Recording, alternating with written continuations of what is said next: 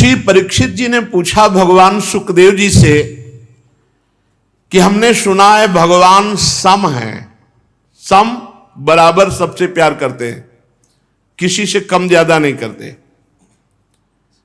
भगवान का कोई अप्रिय नहीं है और ना कोई प्रिय है, सम है भगवान। समः प्रियः सुहृद ब्रह्मन् भूतानां भगवान स्वयं इंद्रस्यार्थे कथम दैत्या नवधि द्विषमो यथा। जब भगवान का स्वभाव सम है, ना उनका कोई प्रिय है ना अप्रिय है, तो देवताओं का पक्ष क्यों लेते हैं, दैत्यों को मारते क्यों हैं, ऐसा क्यों करते हैं? इससे तो यह दिखाई देता है कि भगवान पक्षपात करते हैं। तो कल्याण स्वरूप भगवान का देवताओं से कुछ लेना देना नहीं, दैत्यों से कोई विरोध नहीं, तो देवताओं का पक्ष लेकर दैत्यों को मारते क्यों हैं भगवान? परीक्षित जी ने श्री सुखदेव जी से प्रश्न किया कि देवताओं से मित्रता और दैत्यों से वैर, ऐसा तो भगवान में कोई कमी है नहीं कि देवताओं का कुछ लेना देना हो तो उनसे मित्रता और दैत्यों से, और भगवान सम है, ना उनका कोई प्रिय ना कोई अप्रिय। तो हे महात्मन, ये बड़ा भारी संदेह है हमें भगवान के प्रति, वो ऐसा क्यों करते हैं? श्री सुखदेव जी ने कहा, महाराज भगवान के अद्भुत चरित्र हैं। तुमने बड़ा सुंदर प्रश्न किया। भगवान के अद्भुत चरित्र में से एक ऐसे प्रसंग का प्रादुर्भाव होता है तुम्हारे प्रश्न से, जिसमें महामना प्रहलाद जी का पावन चरित्र प्रकट होता है। इस परम पुण्यमय प्रसंग को बड़े ध्यान से सुनो। नारद आदि बड़े बड़े महात्मा जन इसका गान करते हैं, और हमारे पिता भगवान श्री कृष्ण द्वैपायन व्यास देव जी ने इस पावन चरित्र का गान किया है, उन्हीं से मैंने सुना है। भगवान त्रिगुणातीत हैं, सतोगुण रजोगुण तमोगुण के अधीन जीव होता है, भगवान नहीं। इसलिए भगवान को निर्गुण कहा गया। भगवान कभी जन्म नहीं लेते हैं, प्रकट होते हैं, इसलिए भगवान को आजन्मा कहा गया। और भगवान इन नेत्रों से दिखाई नहीं देते हैं सब जगह, इसीलिए उनको अव्यक्त कहा गया। प्रकृति से परे हैं, इसीलिए परमात्मा कहा गया। ऐसा होने पर भी भगवान अपने भजने वालों का पक्ष लेते हैं और अपने भजने वालों से विरोध करने वाले से द्वेष करते दिखाई देते हैं। जो भगवान का आश्रय लेता है, यही भ्रम बाली जी को भी हो गया था। बाली जी ने प्रभु से कहा, जब बाण छाती पे लगा तो कहा, मैं बैरी सुग्रीव प्यारा, कारण कवन। क्योंकि बचपन से हम दोनों सगे भाई हैं, हम जानते हैं कि कभी कितना है पूजा पाठ आपका किया है, भजन किया, हम जानते हैं कुछ नहीं, जैसे हम तैसे ये। क्या कारण है? तो भगवान ने कहा कि तुम्हें पता नहीं कि ये मेरी शरण में हो गया है, और शरणागत का मित्र मेरा मित्र और शरणागत का बैरी मेरा बैरी, इस कारण तुम्हें मारा। फिर साधारण उपदेश भगवान ने, असाधारण बात शरणागति की और साधारण बात ये कही, अनुज बधू भगनी सुत नारी सुन सठिए कन्या समचारी, इन्हीं कुदृष्ट बिलोके जोई ताई बधे कछु पाप न होई। प्रधान बात, शरणागत का मित्र मेरा मित्र, शरणागत का बैरी मेरा बैरी। सतोगुण रजोगुण तमोगुण ये प्रकृति के गुण हैं, परमात्मा के नहीं। इन तीनों गुणों की एक साथ ही घटती बढ़ती नहीं होती, क्रमशः होती है। जिस समय भगवान सतोगुण की वृद्धि करना चाहते हैं, उस समय देवता ऋषियों का पक्ष लेते हैं, और जब रजोगुण की वृद्धि करना चाहते हैं तब दैत्यों का पक्ष लेते हैं, और जब तमोगुण की वृद्धि करना चाहते हैं तो यक्ष राक्षसों को अपना बल देते हैं। ये तीनों लीलाएं उन्हीं की हैं, और ये भूतल में भी देखने को मिलती हैं। जिस समय दैत्य स्वभाव वालों की वृद्धि होती है तो कोई जोड़ नहीं होता उनके सामने, पूरे हाहाकार मचा देते हैं। भगवान, भगवान के सिद्धांत, भगवान के मंदिर, भगवान के भक्त सबको विध्वंस करते, क्योंकि उस समय राक्षसी भाव को भगवान ने अपनी शक्ति दे दी। 3 भाव हैं, सतोगुण, रजोगुण, तमोगुण। जिस समय जिस गुण की वृद्धि करना चाहते, तो अब तर्क करने वालों के लिए क्यों म्यों की तो जगह है नहीं यहां। भगवान क्यों ऐसा करते? भगवान की मौत, भगवान का खेल है, सृजन, पालन और संहार। जैसे व्यापक अग्नि काष्ठ में छुपी रहती है, मंथन करने पर प्रकट हो जाती है, ऐसे भगवान सर्वत्र है।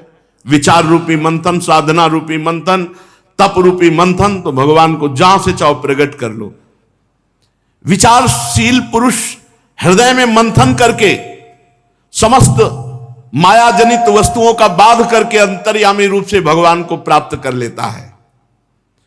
जब परमेश्वर इस सृष्टि का निर्माण करना चाहते हैं, बहुत ध्यान से सुनोगे तो संशय खत्म हो जाएंगे, तब अपनी इच्छा रूपी माया से अपने आप में रजोगुण स्वीकार करके और अपने आप की सृष्टि कर लेते हैं। माया क्या है? इच्छा। अपनी इच्छा रूपी माया से अपने आप में रजोगुण की सृष्टि करके अपने आप का विस्तार कर लेते हैं। और जब विचित्र योनियों में रमण करना चाहते हैं तो शतोगुण का विस्तार करके पालन पोषण भोग विलासिता सब, और जब शयन करना चाहते हैं तो तमोगुण को स्वीकार करके विनाश कर लेते हैं। किसका? अपने आप का। अपने आप से अपने आप को समेट लेते हैं, यही विनाश है। भगवान सत्य संकल्प, ये शुद्ध ज्ञान है, अगर समझ में आ जाए तो, मलिन हृदय में समझ में नहीं आएगा। भगवान सत्य संकल्प हैं, उनका ये सृष्टि चक्र चल रहा है। राजन, ये काल स्वरूप भगवान जब सत्य में वृद्धि करना चाहते हैं तो देवताओं ऋषियों का पक्ष ले लेते हैं और दैत्यों का संहार करते हैं। और यही जब रजतम की वृद्धि करना चाहते हैं तो दैत्यों का पक्ष लेते, खदेड़ देते स्वर्ग से देवताओं को भी। ये खेल इनका चलता है। इस विषय में देवर्षि नारद ने बड़े प्रेम से एक इतिहास कहा था। ये उस समय की बात है जब राजसूय यज्ञ तुम्हारे यहां हो रहा था, तो तुम्हें ध्यान होगा उस समय तुमने प्रश्न किया था। उस महान राजसूय यज्ञ में हे राजा युधिष्ठिर, तुमने प्रश्न किया कि चेदुपाल जो शिशुपाल है ये भगवान को गालियां दे रहा था। भगवान श्री कृष्ण को गिन गिन कर गालियां दे रहा था, बड़े कड़वे शब्द बोल रहा था। लेकिन जब 100 पूरे हो गए तो भगवान ने सुदर्शन चक्र के द्वारा, तो वो श्रेष्ठ सभा में देखते देखते भगवान में ही लीन हो गया और भगवान से द्वेष करता था। तब युधिष्ठिर जी ने पूछा कि बड़ी विचित्र बात है, ये भगवान को गाली देने वाला भगवान में कैसे समा गया? भगवान से जो द्वेष करता है, भगवान को गालियां देता है, उसको तो नरक मिलना चाहिए, ये भगवान में कैसे समा गया? ये तो बड़ी दिव्य गति हुई। तब नारद जी ने इसका रहस्य प्रकाशित किया। ये दमघोष का लड़का पापात्मा शिशुपाल जो भगवान को गाली दे रहा है, ये कोई और नहीं है, ये अविनाशी परब्रह्म परमात्मा का पार्षद है, शिशुपाल दंतवग, वही जय विजय। अगर कोई और जीव भगवान को गाली दे तो फलस्वरूप उसको कोढ़ होगा, वो गल गल करके मरेगा, घोर अंधकार में नरक की प्राप्ति होगी। लेकिन ये भगवान को प्राप्त हुआ क्योंकि ये भगवान का साक्षात पार्षद है। सर्वसमर्थ देवर्षि नारद जी ने युधिष्ठिर से कहा, युधिष्ठिर, निंदा, स्तुति, सत्कार, तिरस्कार ये संयोग बसात सबको मिलते हैं, पर ये शरीर के होते हैं, स्वरूप के नहीं, आत्मा के नहीं। शरीर को मैं मानने वालों को बुरा लगता है जब निंदा होती, तिरस्कार होता है, अपमान होता है, और जब स्तुति सम्मान होता है तो अच्छा लगता है अज्ञानी को, लेकिन ज्ञानी को नहीं। शरीराभिमान होने के कारण मैं हूं, इसने मेरी निंदा की, इसने मेरा सम्मान किया, ये ज्ञानी को नहीं होता। फिर भगवान को कैसे हो जाएगा? भगवान तो अद्वितीय है, भगवान तो परम मंगल में है। इसलिए बहुत ध्यान से, चाहे भगवान से वैर भाव कर ले या भक्ति भाव कर ले, या भय से या स्नेह से या काम से, कामना से, कैसे भी भगवान से जुड़ जाए तो उसका परम मंगल हो जाता है। कैसे भी भगवान से जुड़ जाए, भगवान में ये दृष्टि नहीं होती कि किस भाव से जुड़ा है, भगवान में जुड़ा बस मंगल हो गया। ये बहुत बढ़िया बात है। भगवान से जुड़ना परम मंगल है, चाहे जिस भाव से भगवान से जुड़ जाए। किस भाव से जुड़ा ये भगवान नहीं देखते, जुड़ा है बस ये देखते हैं। मेरा तो ऐसा दृढ़ निश्चय है कि भगवान का चिंतन बनने लगे, चाहे वैर भाव से बले, चाहे भक्ति भाव से बले, चाहे काम भाव से बले, कैसे भी भाव से बले, चिंतन बनने लगे। देखो, भृंगी नाम का कीड़ा अपने मिट्टी के घरौंदे में दूसरी जाति के कीड़े को लाता है और डंक मारता है और भन ऐसे ऐसे। अब वो उसके भयवश वो चिंतन करने लगता है भृंगी का, तो बिना शरीर छोड़े अन्य जाति का कीड़ा कुछ ही दिन में भृंगी कीड़ा बन जाता है। यही बात भगवान के संबंध में है। भय से, प्रेम से, काम से, कामना से, लोभ से, बैर से, जैसे भी बने, जहां भगवान का चिंतन होने लगा, चिंतन भगवान का होता है, इसलिए वो पाप रहित होकर इसी जन्म में भगवान को प्राप्त हो जाता है।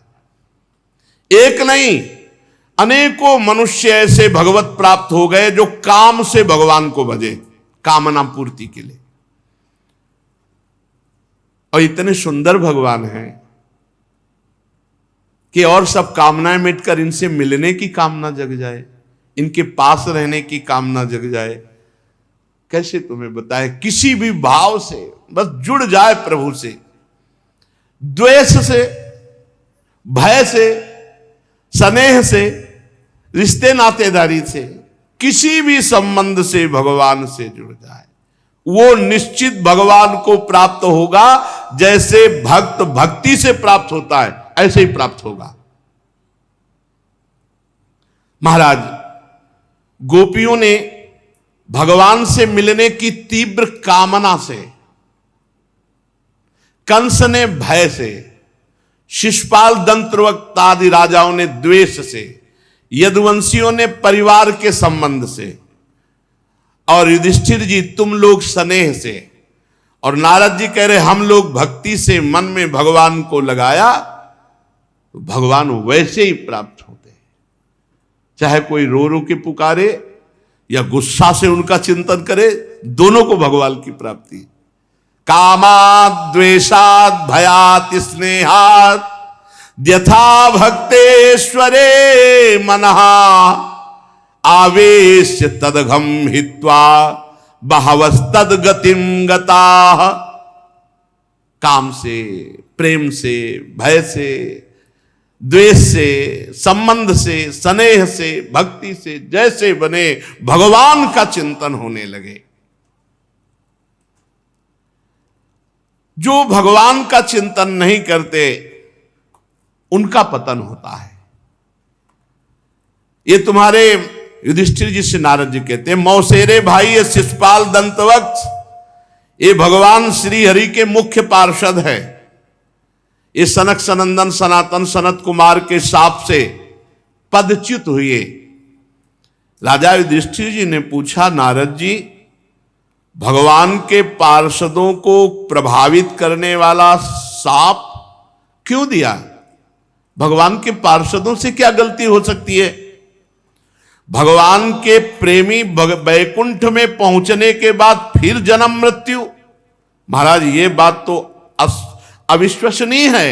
एक बार जो वैकुंठ पहुंच गया उसका आना नहीं हो सकता, जन्म मृत्यु नहीं हो सकती। वैकुंठ में रहने वाले सब भगवत स्वरूप है। फिर प्राकृत मनुष्य शरीर का संबंध, ये तो बहुत आश्चर्य की बात है। नारद जी ने कहा भक्त अपराधी ऐसा होता है, वैकुंठ से भी गिरा दिया सनक सनंदन सनातन सनत कुमार का अपराध। अपने लोग मृत्यु लोक में रहकर गर्व करें और भक्त का अपमान कर दें, भक्ति की निंदा कर दें, भक्त अपराध वैष्णव अपराध। वैकुंठ से गिरा दिया 3 जन्म के लिए। नारद जी ने कहा एक दिन ब्रह्मा के मानस पुत्र शनकादि ऋषि तीनों लोकों में स्वच्छंद विचरण करते हुए वैकुंठ जा पहुंचे भगवान के दर्शन के लिए। सनक सनंदन सनातन सनत कुमार, वैसे तो ये सबसे पुराने पुरिखा हैं, ये सबके सृष्टि में प्रथम सर्ग सनक सनातन, ये जो सनत कुमार सनंदन, ये प्रथम सर्ग है सबके पुरिखा पर रहते हैं 5 वर्ष की आयु के, और वस्त्र नहीं पहनते, दिगंबर रहते, नंग धड़ंग। अब जो ही वैकुंठ के द्वार पे गए 5 वर्ष के बालक, सोई बेत लगा दिया जय विजय ने। अब भगवान की इच्छा, ब्रह्मबोध संपन्न महापुरुष के हृदय में क्रोध कहां से आ सकता है?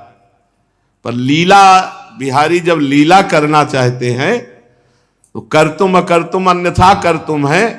द्वैत बुद्धि रहित ब्रह्मबोध संपन्न महापुरुष को क्रोध आ गया। द्वैत के बिना क्रोध नहीं आ सकता। जब तक द्वैत है तभी क्रोध आता है। तो ब्रह्मबोध संपन्न महापुरुष के हृदय में भी द्वैत प्रकट कर दिया, ये भगवान की लीला। क्रोधित हो गए और द्वारपालों से जय विजय से कहा असपन कुपिता एवं युवाम वासम न चारह था रजस्तमोभ्याम रहिते पादमूले मधुद्विषा पापिष्ठा मासुरीम योनिम बालिशो यातमाश्वतः। भगवान श्री हरि के चरण तो त्रिगुणातीत हैं और तुम उन्हीं के समीप रहते हो। ये रजोगुण तमोगुण जैसी चेष्टा क्यों की? तुमने बेत क्यों लगा दिया? भाई वैकुंठ में कोई और जा ही नहीं सकता भगवान की इच्छा के बिना। और फिर वैसे ही ना कोई झूला है ना कोई बेग है, कुछ नहीं, नंग धड़ंग हरिशरणम हरिशरण। तो शंका किस बात की हो गई? क्यों बेत लगा दिया? भगवान की इच्छा के बिना यहां कोई आ नहीं सकता। और भाई ये हो कि हमें चेक करना था आपको, तो दिगंबर है, नंग धड़ंग 5 वर्ष की अवस्था के, तुमने अपराध किया ना, मजाक किया ना, उसका तुम्हें दंड मिलेगा। सनक सनंदन सनातन सनत कुमार जी ने शाप, पापिष्ठा मासुरीम योनिम बालिशो यातमास्वता, जाओ पापमयी असुर योनि को प्राप्त हो जाओ। साप देते ही वैकुंठ से नीचे गिरने लगे जय विजय। तब हाथ जोड़कर कहा कृपालु महात्माओं, इसको सीमा में तो कर दो, सीमा में कर दो। तो उनका सीमा में करते 3 जन्म तुम असुर भाव को प्राप्त होगे, फिर वैकुंठ में आओगे। तो वही हे युधिष्ठिर दिति के पुत्र हुए हिरण्यकश्यप और हिरणाक्ष, दैत्य और दानवों के समाज में दोनों महाबली सर्वश्रेष्ठ। भगवान ने 2 रूप धारण किए। हिरणाक्ष को वाराह रूप धारण करके और नरसिंह रूप धारण करके हिरण्यकश्यप को मारा। हिरण्यकश्यप ने अपने पुत्र प्रहलाद को भगवत प्रेमी जब देखा कि ये भगवत प्रेमी है तो मार डालने का उपाय किया, बहुत सी यातनाएं की, परंतु प्रहलाद सर्वात्मा भगवान श्री हरि के परम पावन चरणों में समर्पित समदर्शी महापुरुष, अटल शांति उनके हृदय में थी। भगवान की कृपा प्रभाव से प्रहलाद जी सुरक्षित थे। इसीलिए तरह तरह की चेष्टा करने पर हिरण्यकश्यप उनको मार डालने में असमर्थ रहा। युधिष्ठिर वही दूसरे जन्म में विश्रवा मुनि के केशनी के गर्भ से रावण और कुंभकर्ण के रूप में पैदा हुए। ये महान बलशाली और महान उत्पात करने वाले दोनों भाई भगवान साप से छुड़ाने के लिए राम जी के रूप में प्रकट हुए और रावण कुंभकर्ण का वध किया राम जी ने। युधिष्ठिर तुम मार्कंडेय मुनि के मुख से भगवान श्री राम का पावन चरित्र आगे सुनोगे। वही दोनों जय विजय इस तीसरे जन्म में शिशुपाल और दंत्रवक्त के रूप में हुए। इसमें भगवान श्री कृष्णचंद्र जी के रूप में अवतरित हुए और उनका उद्धार किया। 3 जन्म में भोग करके साप को वो पुनः जय विजय के रूप में मुख्य पार्षद के रूप में विराजमान हुए। युधिष्ठिर जी ने पूछा कि अपने पुत्र से इतना द्रोह हिरण्यकश्यप क्यों करने लगा? अरे माना कि हरि का भक्त था, लेकिन लाडला 5 वर्ष का बालक, उससे इतना बड़ा महात्मा प्रहलाद जी को मारने का